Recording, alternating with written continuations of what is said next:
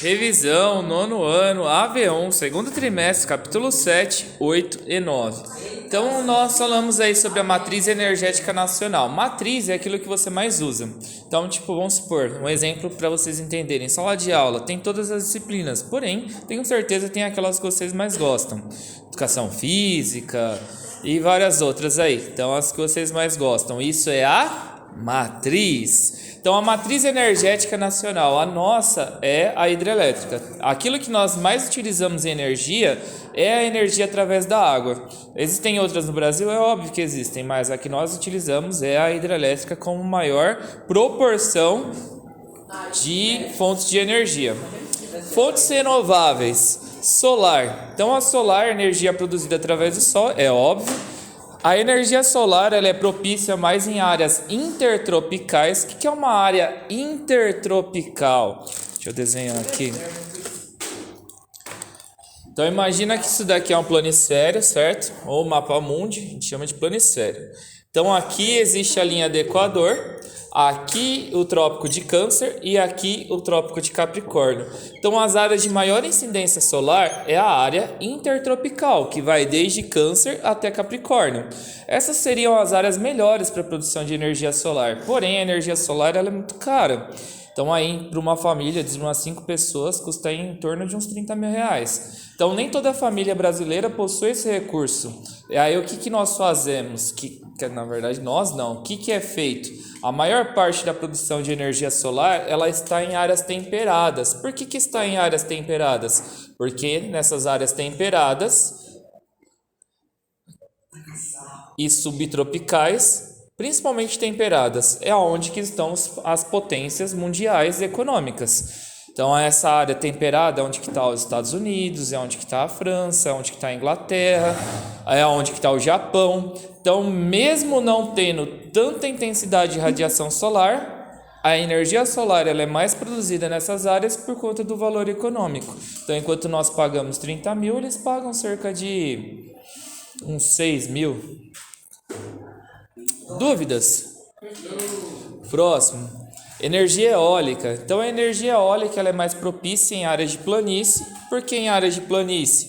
Porque em áreas de planície nós temos mais vento. Em áreas de montanhas, ou áreas de morros, ou áreas de serras, ou áreas de chapadas, esse relevo ele acaba prejudicando a incidência do fluir dos ventos. Então a área de planície é onde que é melhor. Acho que os maiores produtores de energia eólica, não sei se é a Holanda, se é a Bélgica, mas enfim, não vai cair na prova isso não, tá? É só conhecimento.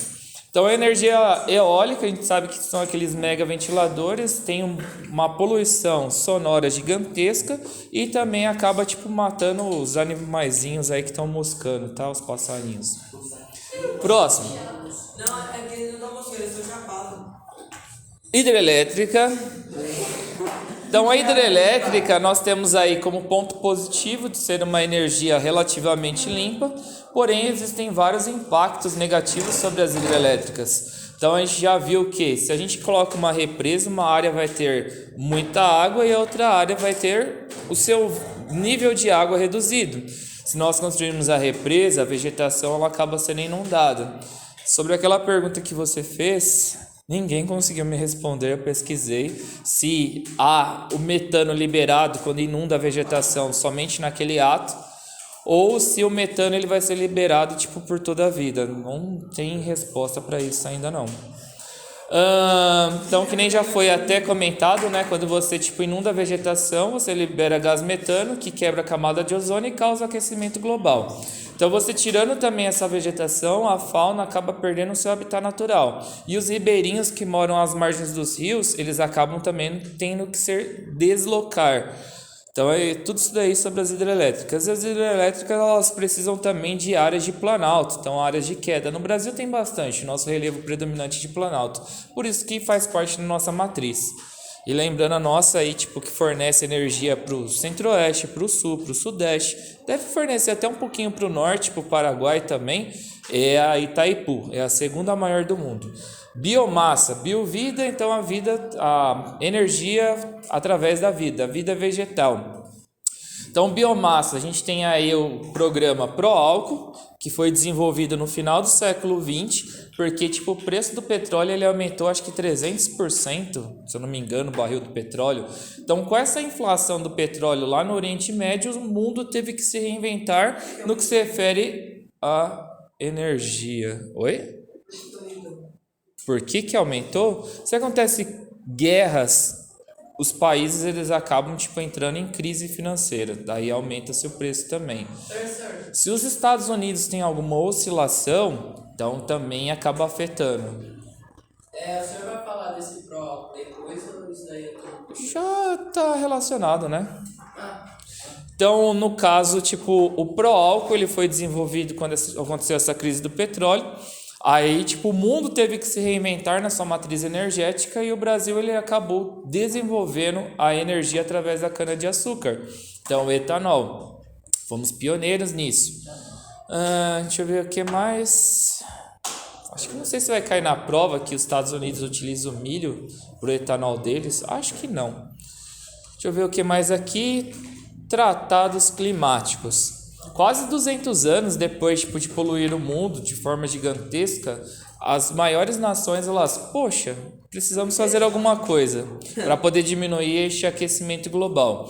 Aí surgiu o primeiro acordo, que foi o Protocolo de Kyoto, onde que os Estados Unidos ele não assinou porque iria diminuir a sua economia, porque ia ter que se reinventar na sua matriz energética para diminuir menos e diminuir suas atividades industriais. Então isso não era vantajoso economicamente falando.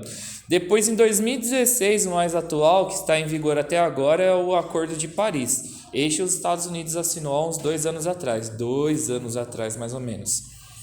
Tanto um acordo quanto o outro, tanto Kyoto quanto Paris, eles têm como objetivo diminuir o aquecimento global.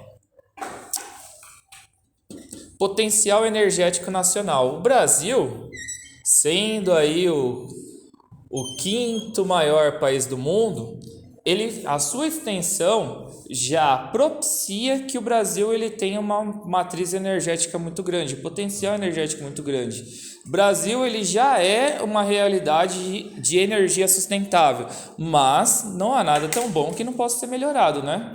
Então, no caso, nós temos aí um grande reservatório de água para poder fazer essa matriz energética. Nós temos aí uma costa litorânea muito grande para poder fazer energia através das ondas, a maré motriz. Nós temos aí áreas de planície, onde que pode ser instalado fontes de energia eólica. Nós estamos numa área tropical, onde que dá para poder tipo, ter melhorias no que se refere à energia solar. Acho que é só. Tem muita sombra. E uma área também grande para poder plantar mais cana-de-açúcar. Eu não sei fazer desenho da cana-de-açúcar. Aí. Então, dá para poder plantar mais cana-de-açúcar para poder também ter mais energia renovável. Pode falar? Não? Então, todo esse potencial do nosso território pode colocar o Brasil ainda mais à frente no produtor de energia renovável. Ponto positivo da energia renovável, é óbvio que ela é renovável e impacta menos o meio ambiente. Ponto negativo é que a maioria delas são caras e a maioria delas dependem de condições climáticas. Então, se há uma condição climática desfavorável, por exemplo, uma seca, se tem uma seca, o plantio da cana ele não vai para frente. Ou se nós temos aí tipo um resfriamento muito frio, então dificulta também a produção de energia solar. Deu para poder entender? Sim, então esses daí são os pontos negativos da energia renovável. A dependência climática. Desenvolvimento sustentável 5Rs. O que é desenvolvimento sustentável? Você continuar a produzir, continuar o capitalismo, continuar esse sistema aí de produção, só que tentando não prejudicar as futuras gerações. Então, desenvolvimento sustentável, desenvolvimento, continuar a evoluir socialmente, só que pensando nas futuras gerações para que os recursos da natureza não se esgotem. Então, isso é a lógica do desenvolvimento sustentável. Alguma dúvida nessa parte? Como que nós conseguimos tentar chegar aí nesse desenvolvimento sustentável? Através dos 5 R's. Na prova você vai ter que colocar ali exemplos práticos de cada um dos R's. Um exemplo do reciclar papel, reciclar plástico. Exemplo de recusar gasolina, ou recusar, tipo, se você já tem 2 calças, será que eu preciso da terceira? Você está recusando. Deixa eu ver, reutilizar lá o pote de sorvete para poder colocar feijão, ou reutilizar, deixa eu ver o que mais dá para poder reutilizar. Vamos lá, gente, ajuda aí, gente. Prof, eu posso fazer uma pergunta no trabalho mais rápido? Isso, obrigado. Escova de dente para poder limpar o tênis. Calma aí, que senão eu vou perder meu raciocínio aqui. Quarto R, reduzir. Então, reduzir o tempo de banho, ou reduzir aí, tipo, o consumo de energia, apagar a luz. Você vai repensar? Repensar? Não. Já foi repensar? Repensar. Repensar não? Repensar eu vou deixar para vocês repensarem.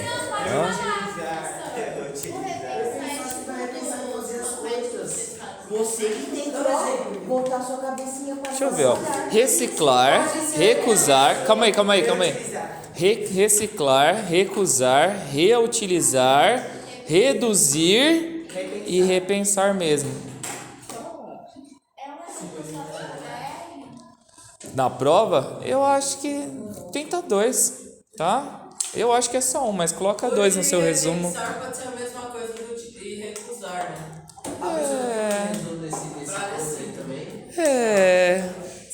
Então, ó, voltando. E depois uma linha de tempo das fontes renováveis. Então, ó, presta atenção aqui comigo, ó. 1730 começa a primeira revolução industrial. Então, a primeira fonte que eles utilizam é o carvão. 1900 começam as automobilísticas. Aí qual que é a fonte de energia utilizada? Petróleo. 1950 começam os debates acerca do aquecimento da Terra. Aí começa-se a estimular as fontes renováveis. Então essa linha de tempo que eu preciso que você faça. Lembrando, 1730, primeira revolução industrial, carvão.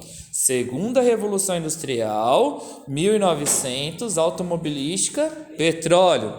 Terceira revolução industrial, tá? Agora nós temos 1950, o estímulo às fontes renováveis.